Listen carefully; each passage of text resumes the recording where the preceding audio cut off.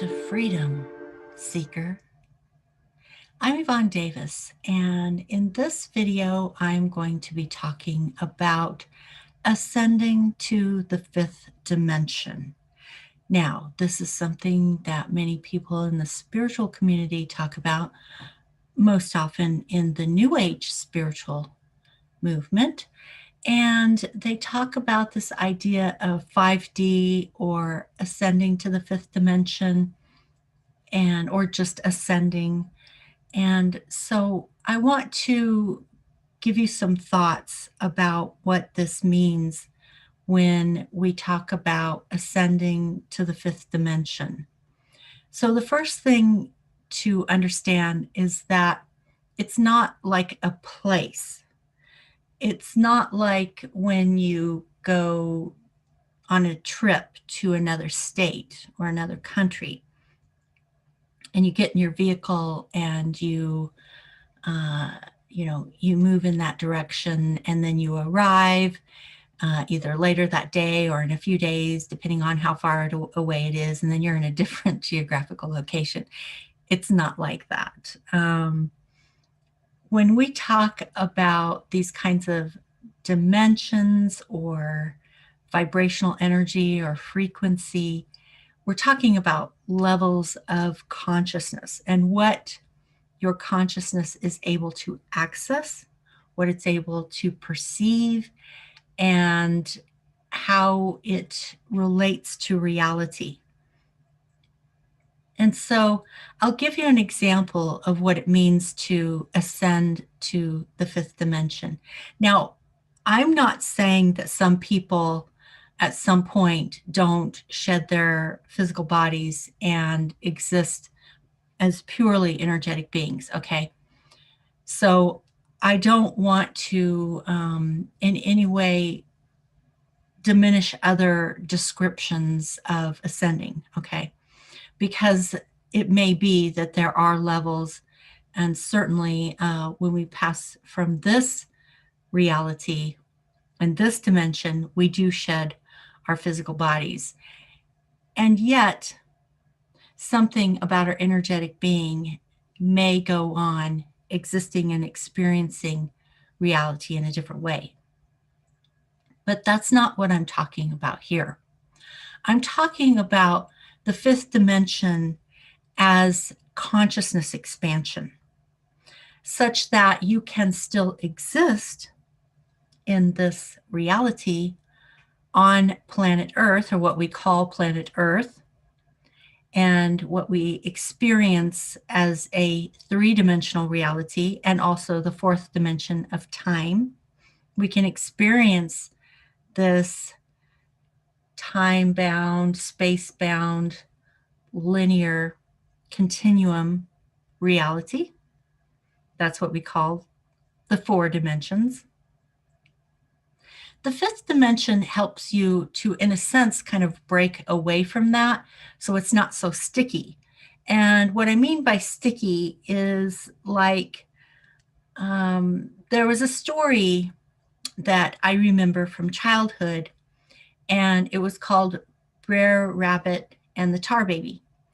And the whole idea was that Brer Rabbit was trying to have a conversation with the Tar Baby, and the Tar Baby didn't respond because it wasn't real. It was just this blob of tar. And he got mad because it wasn't responding, and he thought that the Tar Baby was rude. And so he started getting in a fight, and he punched and punched and punched, and pretty soon he was all covered in the tar, and he was the Tar Baby. And so that's what I mean by sticky. This reality is sticky. You think it's real, and so you act as if it's real. And sometimes it might trigger you, and you get angry, and you punch it, and then you punch it some more, and then pretty soon you're punching it, and you're punching it, and pretty soon you are the thing that you're punching. You're the thing that you're fighting. And that's what I mean by sticky. The reality is sticky. It makes you think that it's real. It becomes real because you think it's real. And when you're in the fifth dimension consciousness, basically, it's like you can skip over the bubbles, okay? So reality is like a lot of bubbles. And And they're created through consciousness, because none of the physical reality can exist without consciousness.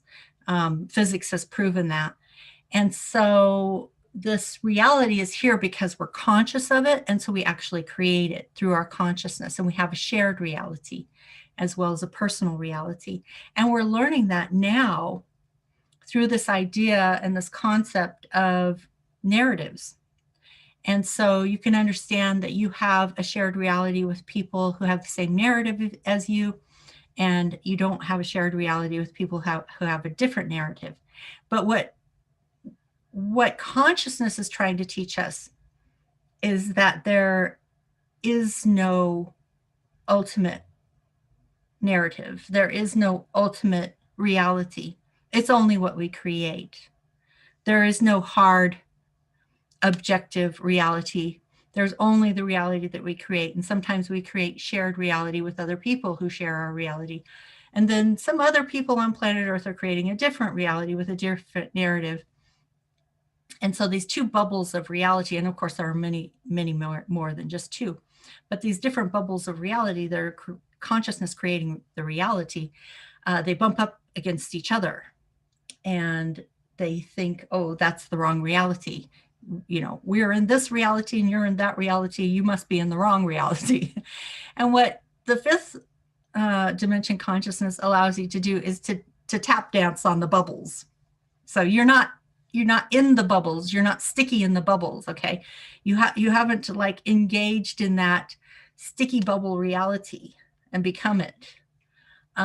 You're just dancing. You're tap dancing on top of the bubbles, and you're watching them. And sometimes, you know, for entertainment, you might dip down into the bubble and see what that's like, and participate in it in some way. And then sometimes we get caught and we get lost in those bubbles. We're all covered in that sticky bubble reality, that sticky reality of that bubble, and we think it's real. And so what fifth dimension consciousness is, when you ascend to the fifth dimension consciousness, you realize, oh, those are just bubbles of reality. Okay, so I can just tap dance on top of all the bubbles of reality and not get all sucked into the sticky. The reason why it's difficult for people to understand that or to ascend into the fifth dimension and get out of the sticky bubbles and dance on top of them is because when you're out in that spaciousness of the fifth dimension consciousness and you're not inside, enclosed in the sticky bubble of reality or narrative, whichever one you happen to be in, that spaciousness can be kind of scary. So I'll give you a couple of metaphors to think about. One metaphor might be to be out on the ocean when there's no weather. It's a sunny day. There are no clouds in the sky. So there's no wind. There's no weather. The ocean is completely flat and placid. You're not going anywhere. Maybe you're sitting in a raft. You're not going anywhere because there's no weather to push you anywhere. The ocean is completely flat and placid. And the sky has no clouds, just the sunshine, and there's no stars to guide yourself. So everything's just blue. The water is flat and blue. The sky is flat and blue. Everything is blue. You're not going anywhere. And what that metaphor tells us is that there is no fundamental meaning in life. And philosophers know this to be true. If you've ever studied existential philosophy, that's one of the things they confront is the meaninglessness of life, and that we have to create our meaning. But when you accept and acknowledge the reality that there is no fundamental reality, there is no fundamental meaning, you can slip into nihilism and depression because you're out there on that placid blue ocean with a placid blue sky, and you're not going anywhere. There's nowhere to go. There's no meaning. There's nowhere to go. There's no meaning. It doesn't matter if you go this way or that way. It's completely the same, and it becomes meaningless. And that is the greatest terror that any human being can experience, is that nihilism, and it sinks people into depression. and they don't want to see that. But unfortunately, in order to get to fifth dimension reality, to ascend into the fifth dimension consciousness, you have to go through that. You have to face the nihilism. You have to face the meaninglessness. And you have to face that you're responsible for creating it. Whatever you want, whatever reality you want, whatever meaning you want, you are 100% responsible for creating it. And not only do you have to take on that responsibility, but then you can't blame anything or anyone anymore, because you can see, oh my gosh, there's no sticky reality to blame anymore. I'm in the fifth dimension. So that's why most people can't ascend to the fifth dimension. So the question that you have to at some point ask yourself is, if you're in the sticky reality, is it working for you? If it's not, then are you willing to go into that space of that emptiness? Are you willing to sort of go into neutral, like shifting the gear shift into neutral and saying, okay, this is it. There is no objective reality. There is no meaning. Am I willing to take 100% reality 100% responsibility for the fact that I actually create reality? That I am responsible for my meaning and my reality, and I can't blame anyone anymore. That's a hard thing to do.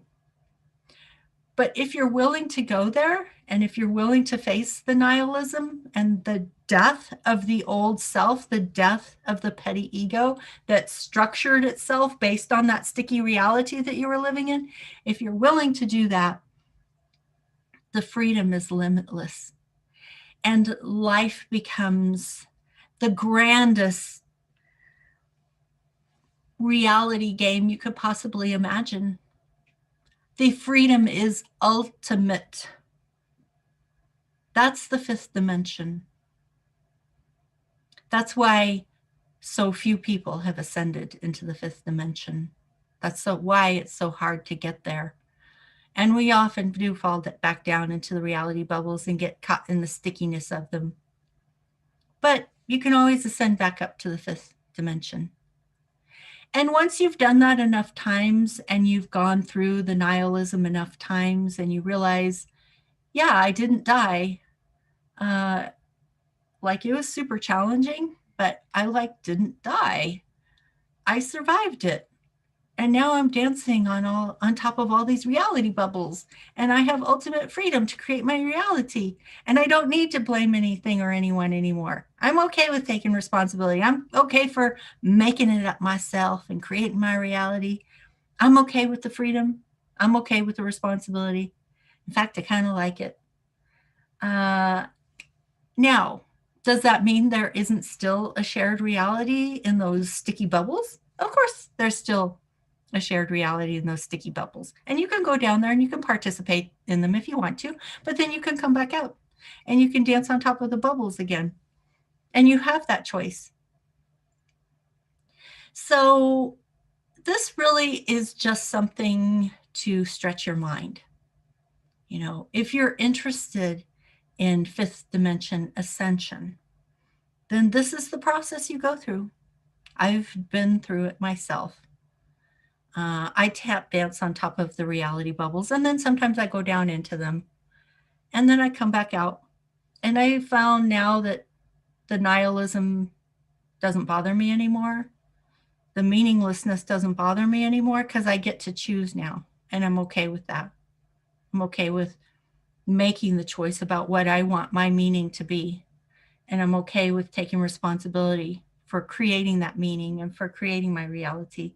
And I'm okay with not needing to blame anyone anymore. And I laugh a lot more too, and I have a lot more fun. So you can join anyone up here in the fifth dimension if you want to. Or you can stay in the sticky reality bubbles. It's all okay. That's what you learn when you get to the 5D reality, that it's all okay. So that was just taking you on a little trip to the 5D dimension. And now you have a little peek at what it looks like. Maybe you've even been there yourself. So I'm going to bring this to a close. And as always, if you have comments or questions, feel free to leave them below. And this community can have a conversation. All right, that's it for today. And I will see you again in the next video.